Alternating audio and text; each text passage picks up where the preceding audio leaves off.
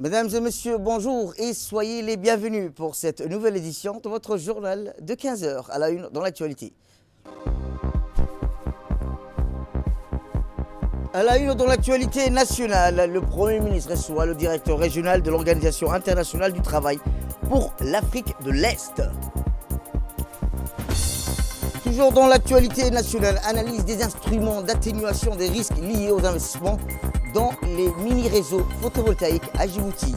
Et enfin, dans l'actualité internationale, le Royaume-Uni annonce son intention de reconnaître l'État palestinien après la France.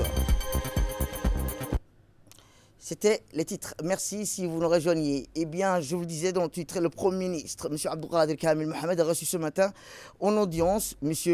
Kumbula Ndaba, directeur régional de l'Organisation internationale du travail pour l'Afrique de l'Est, en visite officielle à Djibouti. Dans le cadre de visite courtoisie, le Premier ministre n'a pas manqué de souligner les réformes successives menées par le gouvernement djiboutien pour améliorer les conditions de travail des travailleurs et la performance de l'administration djiboutienne. Rappelons que cette mission s'inscrit dans le cadre du renforcement de la coopération technique entre l'OIT et le ministère du Travail. Ndaba est accompagné d'une délégation d'experts participant à un atelier de consultation et de recueil d'informations consacrées à la réforme du Code du travail djiboutien qui se tient du 30 juillet au 1er août. Financé par l'OIT, cet atelier vise à appuyer les autorités nationales dans leur volonté de moderniser le cadre juridique du travail en cohérence avec les conventions internationales ratifiées par la République de Djibouti. L'OIT a également finance l'intervention d'un expert international dont le rapport d'analyse constitue une base technique essentielle pour orienter la réforme du Code de travail.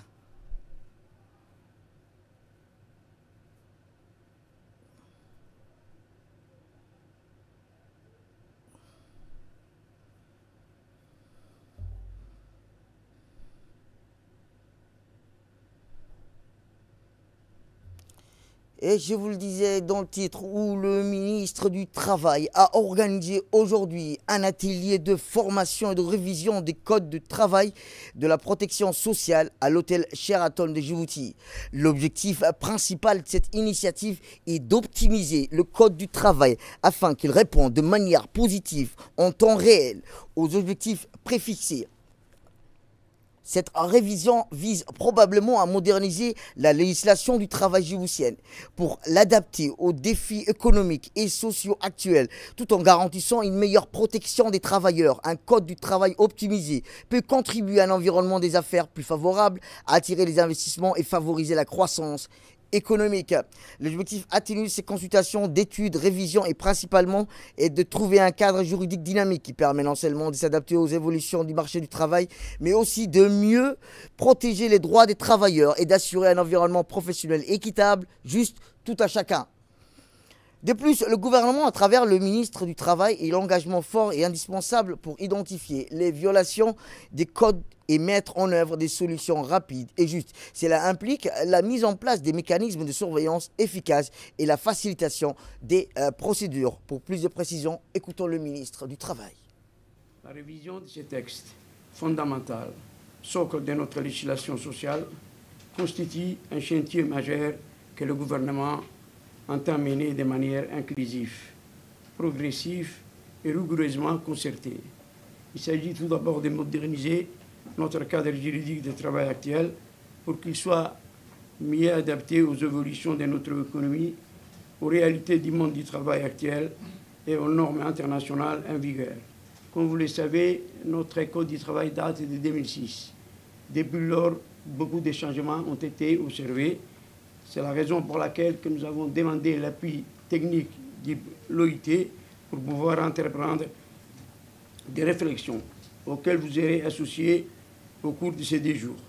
Je tiens à exprimer notre profonde gratitude à l'OIT, partenaire historique de Djibouti, pour son accompagnement technique et son soutien sans faille tout au long de ce processus. Dans ce cadre, un expert international a été mobilisé par l'OIT afin de réaliser un diagnostic approfondi de notre Code du travail.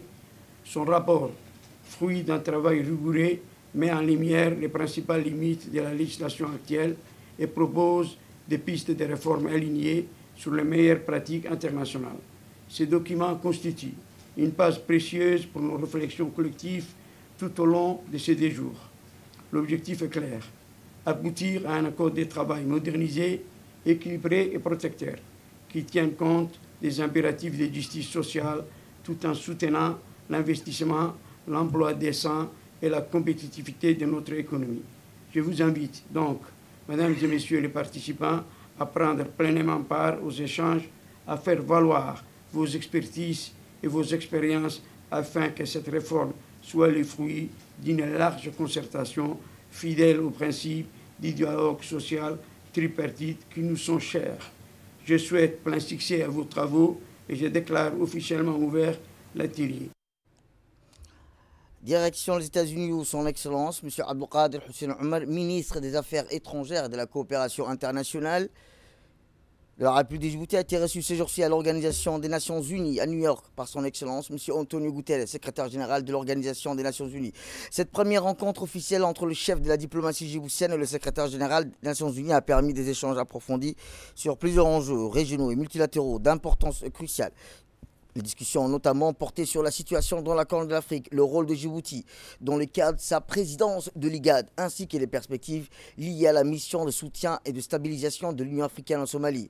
À cet égard, M. Abdelkader Hussein Omar a réaffirmé l'engagement ferme de Djibouti en faveur de la paix, de la stabilité et du dialogue régional. Il a également souligné les efforts constants déployés par le président de la République, son Excellence Ismaël Omar Guelleh, dans les initiatives de médiation entre les États membres de la région et les États responsables, ont par ailleurs évoqué les défis liés aux effets du changement climatique, notamment la sécheresse persistante qui touche gravement les populations de la région. Le ministre a également soulevé la situation des réfugiés et la nécessité du renforcement du rôle du système des Nations Unies dans la mise en place des mesures de soutien global pour alléger le stress des pays d'accueil. Eh bien, le secrétaire général des Nations Unies a salué le rôle constructif et stabilisateur de Djibouti dans la région, ainsi que son engagement actif au sein des organisations régionales et multilatérales. Il a également exprimé son appréciation pour les contributions de Djibouti en matière de prévention des conflits et de médiation de maintien de la paix. Eh bien, comme je vous disais, la fin est au centre des débats au sommet des Nations Unies sur l'alimentation à Addis Abeba. Dans une allocution virtuelle prononcée lors de sa participation au sommet des Nations Unies sur le système alimentaire tenu dans la capitale éthiopienne à Addis Abeba, le secrétaire général Antonio Guterres a dénoncé l'utilisation de la faim comme arme, faisant référence à l'explicitement aux actions menées par Israël à l'encontre des Palestiniens dans la bande de Gaza, sur fond d'images quotidiennes illustrant une souffrance aiguë due à la malnutrition, la sécheresse et la mort, capturée par les objectifs et des caméras. Guterres a souligné que les conflits armés ont largement contribué à l'aggravation de la faim, appelant à renforcer les investissements dans la culture comme mesure essentielle pour faire face aux défis alimentaires croissants. De son côté, la vice-secrétaire générale de l'ONU, Amina Mohamed, a exhorté des actions urgentes pour obtenir un cessez-le-feu, assurer le retour des déplacés dans leur foyer et ouvrir des couloirs humanitaires à Gaza. Autre actualité nationale, dans ce 15h, c'est aussi le ministre de l'Environnement qui a procédé aujourd'hui à l'hôtel Sheraton à la clôture d'un important atelier de restitution portant sur l'analyse des instruments d'atténuation des risques liés aux investissements dans le mini-réseau photovoltaïque à Djibouti. Cet atelier s'inscrit dans le cadre des efforts du gouvernement pour promouvoir les énergies renouvelables, renforcer l'accès à l'électricité dans les zones rurales, attirer les investissements privés dans le secteur de l'énergie propre. Organisé avec le soutien du PNUD, il a permis de présenter des résultats d'une analyse approfondie sur les mécanismes de réduction des risques pouvant favoriser les mécanismes et un climat propice à l'investissement. La cérémonie des clôtures a réuni plusieurs personnalités de haut niveau, dont notamment le secrétaire général du ministère de l'Environnement, M. Dina Abdallah, la représentante résidente du PNUD, le secrétaire général du ministère de l'Énergie, ainsi qu'un large panel des participants issus du secteur public, privé et de la société civile. Prenante présente ce matin, dont l'engagement est essentiel dans cette démarche commune d'amélioration des conditions de vie des Djiboutiens. L'accès à une énergie durable reste un défi mondial majeur. En Afrique subsaharienne, 570 millions de personnes vivent sans électricité et plus de 1,1 milliard souffrent de pauvreté énergétique. Atteindre l'objectif d'une énergie accessible à tous ici d'ici 2030, selon l'ODD 7, nécessite donc des investissements accrus et des actions ciblées. Eh bien, comme je vous le disais, les recommandations issues de cet atelier serviront de base pour la mise en œuvre des initiatives concrètes. Écoutons le secrétaire général du ministère de l'Énergie. Un réel plaisir et un honneur pour moi aujourd'hui de prendre la parole ce matin en ma qualité de secrétaire général du ministère de l'Énergie, chargé des ressources naturelles, pour ouvrir officiellement cet atelier consacré à la restitution de l'analyse DRE menée dans le cadre du projet AMP Mini-Grid que nous menons avec les PNUD et les ministères de l'Environnement et du Développement durable avec l'appui du FEM. Donc cet outil merveilleux qui est DRE, outil développé par les PNUD, a fait effectivement ses preuves dans un certain nombre de pays de l'Afrique. Il permet entre autres de lever tous les leviers techniques, tous les contraintes techniques et financières au préalable de tous les projets énergétiques menés dans nos pays. Donc c'est quelque chose qui est effectivement très important pour nous. Permettez-moi tout d'abord, chers représentants des différentes institutions, de vous souhaiter les bienvenus ici, de vous remercier chaleureusement, chacun d'entre vous. Votre présence à cet événement montre notre intérêt commun que nous partageons pour les enjeux cruciaux qui sont l'accès à l'énergie et le développement durable, ainsi que la transition énergétique qui est largement entamée dans notre pays. Comme vous le savez, effectivement, notre pays, la République de Djibouti, est engagé de manière résolue vers un avenir énergétique qui est propre et durable, avec l'ambition affichée de couvrir à terme 100% de sa consommation électrique par des sources renouvelables, conformément à la vision 2035. Eh bien, comme je vous le disais, ces recommandations qui seront mises en œuvre, initiatives concrètes, vont sécuriser les investissements et accélérer l'électrification durable de Djibouti tout en contribuant à la lutte contre le changement climatique. Écoutons le secrétaire général du ministère de l'Environnement. C'est pour moi un grand honneur de prendre la parole en ce jour au nom du ministère de l'Environnement et du Développement durable à l'occasion de cet atelier de restitution des résultats de l'étude REI menée dans le cadre du projet AMP Mini-Grid.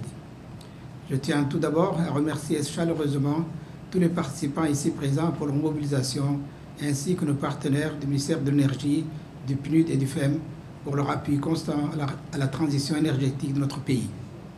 Comme vous le savez, Djibouti s'est engagé résolument à atteindre l'objectif ambitieux de 100% d'énergie renouvelable à l'horizon 2035. Dans ce contexte, l'électrification des zones rurales constitue un défi majeur, mais aussi une opportunité essentielle pour un développement plus équitable, durable et respectueux de l'environnement. Mesdames et messieurs, l'outil DREI que nous avons appliqué à notre contexte national permet d'identifier les leviers pour attirer les investissements privés dans les mini-réseaux propres en réduisant les risques et en améliorant la viabilité économique de ces projets. Cet atelier vise donc à partager les résultats de cette analyse, à entendre vos retours, vos commentaires et à tracer ensemble les prochaines étapes vers une feuille de route commune.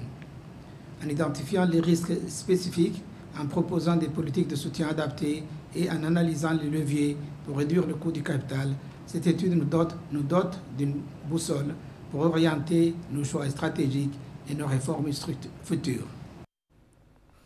Direction le nord du pays où c'était un détour d'un contrôle routinier que la brigade à douane de Tadjoura a mis la main sur un chargement pour le moins Héroclète en provenance directe de l'Éthiopie voisine. Un camion immatriculé remorque arborant le numéro comme une étrange gémilique logistique a été intercepté et inspecté. Aussitôt immobilisé, les agents du poste aigu à flair, le véhicule transporté et un assortiment de produits qui n'ont rien à faire ensemble. Sinon, plus de 1000 petites bouteilles de 250 ml de gin éthiopien, 8 bouteilles de vin rouge et 3 cartons, 3 unités de crème éclaircissante, des produits de beauté. C'est à Balho que le couperait. L'affaire est à première vue rocambolesque, pourrait prêter à sourire si elle ne met pas en lumière l'ingéniosité quasi artisanale de certaines filières de contrebande. Car derrière ce bric-à-brac, il essaie de dessiner un savoir-faire souterrain, une capacité d'adaptation presque industrielle à contourner les contrôles et à combiner les cargaisons comme un composé, une énigme à frôler les limites sans jamais penser s'il a franchi. Dans l'actualité internationale, Google a annoncé une série de nouvelles initiatives visant à soutenir l'intelligence artificielle en Afrique. Parmi celles-ci, l'ouverture d'un centre communautaire dédié à l'IA dans la capitale ghanéenne, ainsi qu'un financement pouvant atteindre 37 millions de dollars pour renforcer la recherche scientifique, le développement des compétences et les infrastructures sur le continent. Cette annonce s'inscrit dans le cadre d'un intérêt croissant pour les technologies numériques en Afrique, un continent en pleine croissance démographique marqué par un esprit d'innovation résilient face aux défis. Les équipes de recherche Google basées au Kenya et au Ghana travaillent sur des projets liés à la sécurité alimentaire, à la culture, aux soins de santé, à l'éducation, à l'accès aux langues locales. Et enfin, l'Europe durcit son ton envers Israël. C'est ainsi que le Royaume-Uni a annoncé son intention de reconnaître l'État palestinien après la France. Les pays européens prennent des mesures rapides et successives pour s'éloigner d'Israël, accusé de crimes de guerre dans la bande de Gaza, poussant de nombreuses capitales à changer de ton, tandis que d'autres ont annoncé leur intention de reconnaître l'État palestinien.